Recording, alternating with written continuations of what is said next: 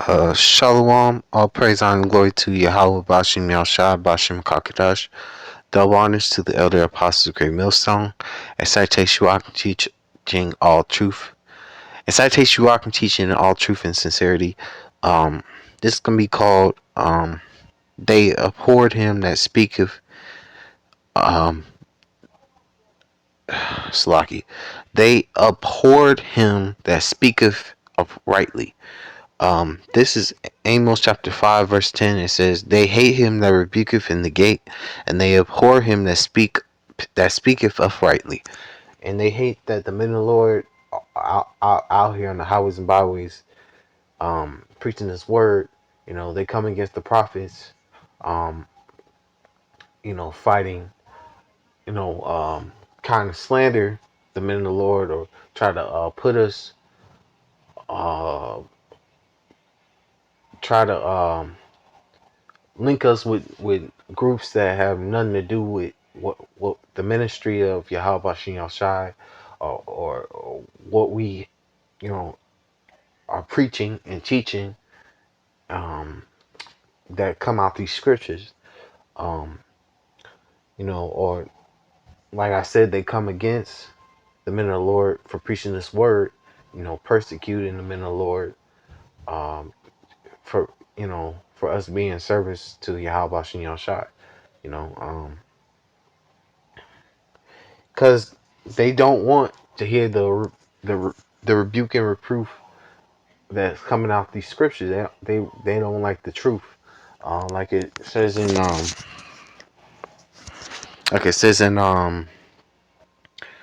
uh Hebrews chapter 4 verse 12. This word is a two-edged sword, piercing. Wait, hold on, let me read it.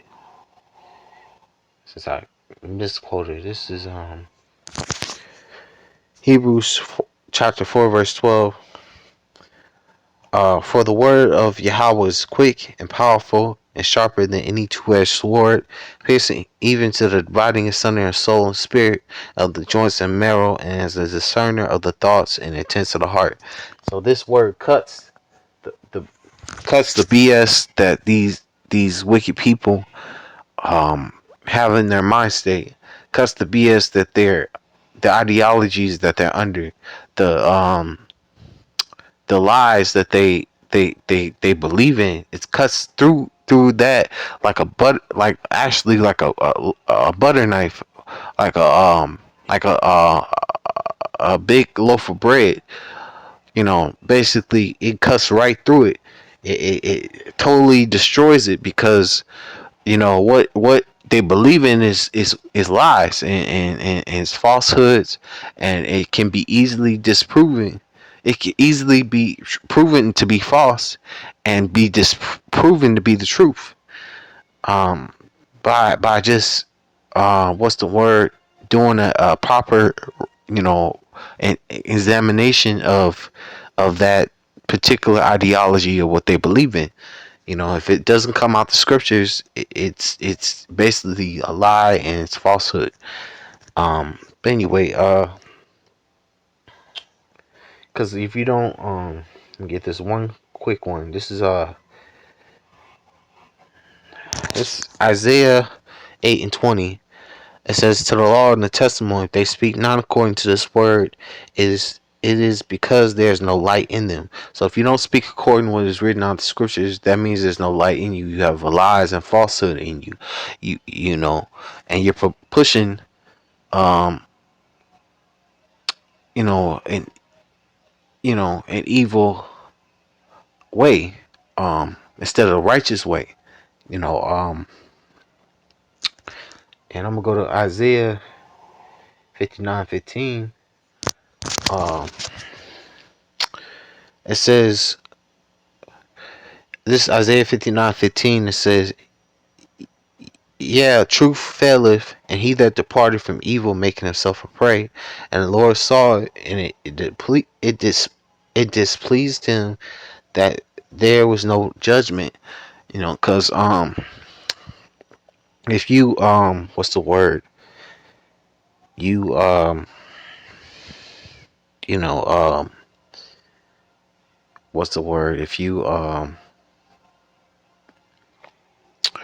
come to the knowledge of Yahweh Shai, um, you're gonna go through, you know, being tried in the fire, you know, in the spiritual fire. You're gonna be tested in this truth, in this ministry, um, because you know these this this this walk is a spiritual warfare. It's more of a spiritual warfare than a physical warfare, you know, because we're dealing with, you know, spirits, evil spirits who, you know, when you were in the world, they didn't mess with you. They didn't care because you were a part of the wicked world. But when you turn away from being a part of this wicked world, it becomes a you know a, a very very humbling walk, you know, a humbling journey, a humbling path, because you have to deal with, you know, people coming against you. People may turn their back on you. You know, it's not going to be an easy. You know, the Lord didn't make this Yahweh Shem Yahshua didn't make this service easy. He made it a little difficult because we have to be disciplined on how we deal in this ministry, how we deal in this truth. Because if you're not disciplined, you're off balance, you could fall. You could fall so deep to the point where you'll give up and you'll never fight to be a part of the faith, to fight to continue, to fight to endure. And that's the most important thing about this truth. You know, whatever you dealing with, whatever you're going through, you got to continue to fight. You got to continue to keep going, no matter what. No matter if you lost this or lost that, you got to keep going, because if you don't, yeah, you know, it it it either you were meant to not keep going, or you just um, gave up, which that shows if you give up, or you totally throwing your hand in the towel. That means you weren't fit to be a servant of the Lord. But if you keep fighting, you keep, no matter how many punches is thrown at you, you keep coming back up every time you get knocked down. That shows you're a fighter, and you're how about Shin Shai, Lord willing, is with you, and he's enduring, and you're enduring the every punch, every trial, every tribulation, no, and you're what's the word, fighting a good fight of faith, you know. But anyway, next thing I'm gonna get is back to the point is we gotta the point is, yes, we gotta continue to fight, and yes, anything these people like this, I read in Ezekiel, though they be a rebellious house, I will make you have to be basically, your forehead have to be basically as flint. I'm gonna get that right quick, so I don't, so I can come back to this. Um Let me see. Yeah, this is Ezekiel uh, chapter 3, verse 9. As an adamant hardened, as an adamant. Oh, well, I'll read verse 8. It says, behold, I have made thy face strong against their faces, and thy forehead strong against their foreheads. As an adamant harder than flint have I made thy forehead. Fear them not, neither be dismayed at their looks, though they be a rebellious house.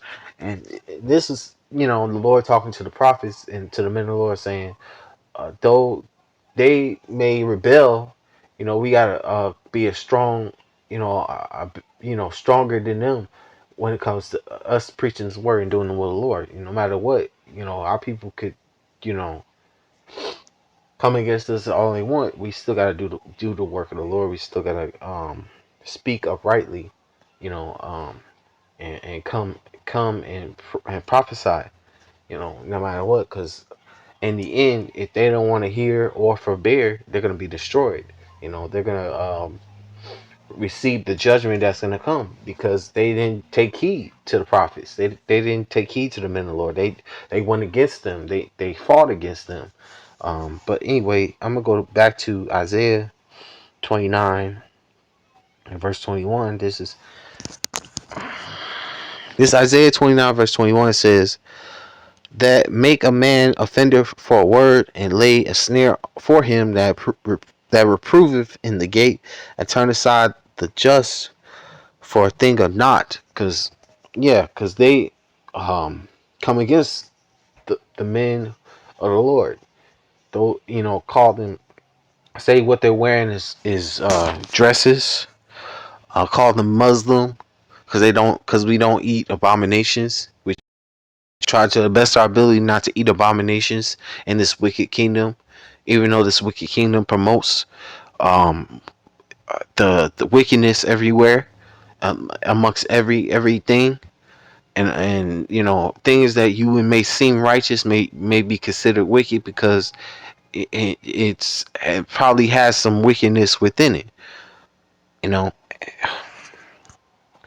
I'm gonna go to Second Peter chapter 3 verse 3. In Second Peter chapter 3 verse 3 says, know this first, that there shall come in the last days scoffers, walking after their own lusts. Because we have scoffers, men, those that come against the ministry.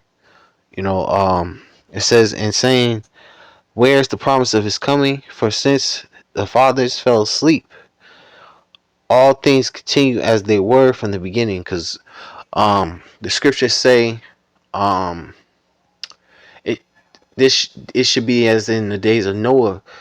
We shall be eating and drinking, giving in marriage until the coming of the Son of Man, till the day of the Slaki. It shall be as the day of as Noah, until the coming of the Son of Man be. There should be eating, drinking, giving in marriage till that day, basically unto that day. So society is going to be continuing as normal until judgment comes upon this place, which is Babylon.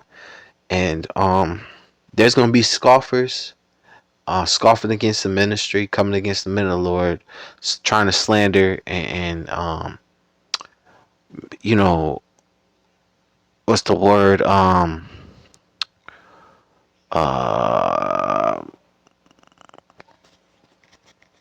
so that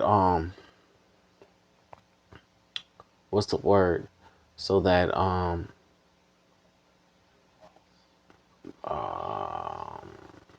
so that trying to heap followers unto themselves. And they're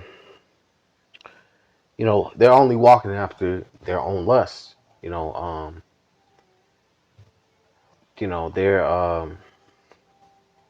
basically, you know not doing anything but, like the scriptures say, um you you can't do it. um what's that scripture? I believe it's in Corinthians. You can do nothing for the truth before. I basically butcher. You can't do nothing against the truth before the truth. Basically, that's I basically butchered it, but that's basically how it's worded. You can do nothing against the truth before the truth.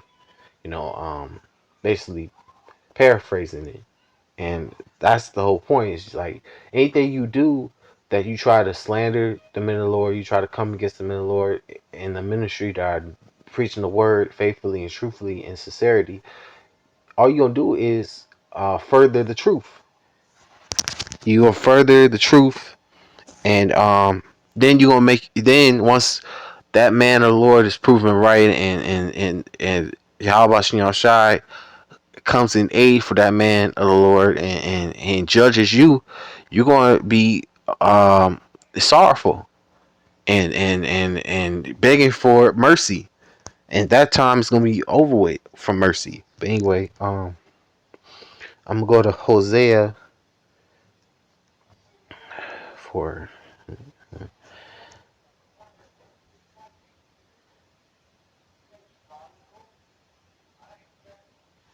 Yeah, this is Hosea 4 verse 1.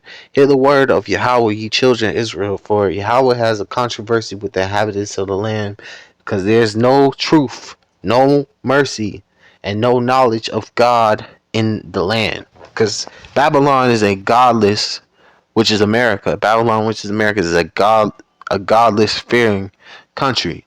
This place promotes wickedness on a high level, and they promote, um, you know, scoffing against the men of the Lord, scoffing against the truth, scoffing against the Bible, um, you know, promoting abominations, all over this place, and abominations in the Holy Land, which that land was only for the children of Israel, the so-called Negroes, Latinos, and Native Americans, and those that are scattered among the heathen, whose bloodline that goes back to Abraham, Isaac, and Jacob, that may look like the heathen.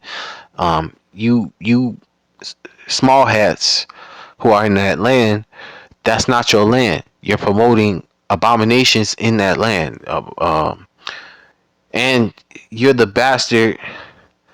Because Tel Aviv is Ashdod, so you're the bastard that dwells in Ashdod. That's promoting that alphabet lifestyle, which is wicked, and it's not righteous at all because it doesn't create life.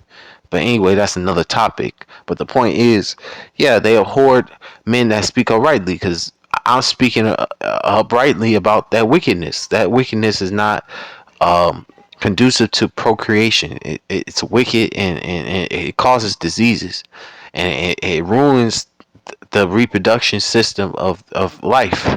And also it poisons nature, because that type of lifestyle, it makes everything around it perish. Anyway, not to get off point, but I'm gonna end it right here. I'm gonna say all praise and glory to Yahweh Bashim Yahshua, Bashim Kakadash. Double honors to the elder apostle, great millstone. Citation I can teach all true sincerity and shalom.